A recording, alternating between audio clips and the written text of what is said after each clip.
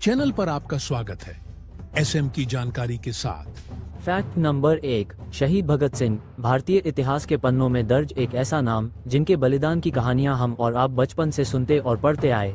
27 सितंबर 1907 को लायलपुर जिले के बंगा में, जो अब पाकिस्तान में है, पैदा हुए भगत सिंह महज 23 वर्ष की छोटी सी उम्र में हंसते हंसते देश के लिए फांसी के फंदे पर झूल गए।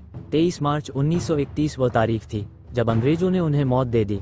हालांकि उनके कार्यों ने देश के युवाओं को राष्ट्र की स्वतंत्रता के लिए हमेशा प्रेरित किया। उनके रास्ते पर चलकर बहुत से लोगों ने भारतीय स्वतंत्रता संग्राम में महत्वपूर्ण भूमिका निभाई। जहां कई लोग भगत सिंह के क्रांतिकारी दृष्टिकोण से सहमत नहीं थे, वहीं बड़ी संख्या में लोग उनके समर्थक थे। ऐसे में इतिहास के पन्नों को पलटते हुए उनसे जुड़े कुछ रोचक तथ्यों को जानना दिलचस्प रहेगा।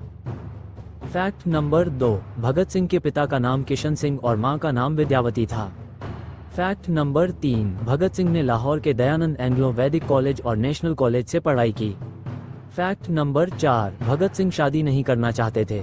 ऐसे में उनके माता पिता ने उनकी शादी करने की कोशिश की तो वह अपना घर छोड़कर कानपुर चले गए थे। उन्होंने ये कहते हुए घर छोड़ दिया था कि अगर मेरा विवाह गुलाम भारत में हुआ तो मेरी वधू केवल मृत्यु होगी। फैक्ट नंबर 5, उन्होंने सुखदेव के साथ मिलकर लाला लाजपत राय की मौत का बदला लेने की योजना बनाई और लाहौर में पुलिस अधीक्षक जेम्स स्कॉट को मारने की साजिश रची।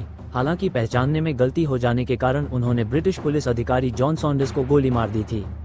फैक्ट नंबर 6, सिख होने के नाते भगत सिंह के लिए उनकी दाढ़ी और बाल बहुत महत्वपूर्ण थे, मगर उन्होंने बाल कटवा दिए ताकि वह अंग्रेज उन्हें पकड़ न सके। अंततः वह ब्रिटिश पुलिस अधिकारी जॉन सॉन्डर्स की हत्या के बाद लाहौर से भागने में सफल रहे थे। फैक्ट नंबर 7, ब्रिटिश पुलिस अधिकारी जॉन सॉन्डर्स की हत्या के करीब 1 साल के बाद भगत सिंह और बटुकेश्वर दत्त ने दिल्ली के सेंट्रल असेंबली हॉल में बम फेंके और इनकलाब जिंदाबाद के नारे लगाए। साथ ही इस बार उन्होंने खुद को गिरफ्तार हो जाने दिया।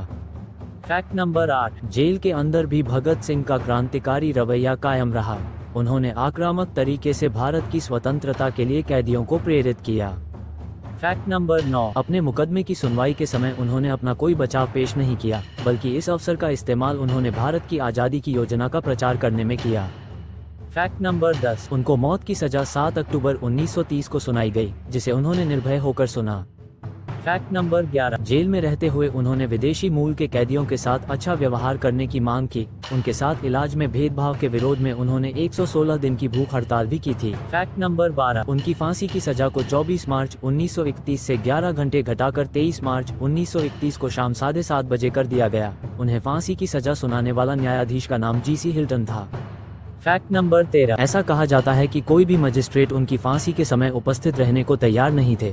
उनकी मौत के असली वारंट की अवधि समाप्त होने के बाद एक जज ने वारंट पर हस्ताक्षर किए और फांसी के समय तक उपस्थित रहे।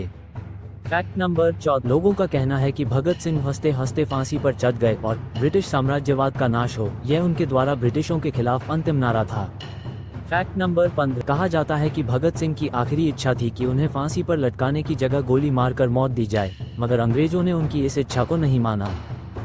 फैक्ट नंबर 16, इस तरह भारत के सबसे प्रसिद्ध स्वतंत्रता सेनानी को केवल 23 साल की उम्र में फांसी दी गई। उनकी मृत्यु ने सैकड़ों लोगों को स्वतंत्रता आंदोलन में भाग लेने के लिए प्रेरित किया। अगर आपको यह जानकारी अच्छी लगी हो तो चैनल पर फिर से आए। इसी के साथ में आपका दोस्त एसएम विदाई लेता हूँ। फिर मिलेंगे न्यू वीडियो के साथ।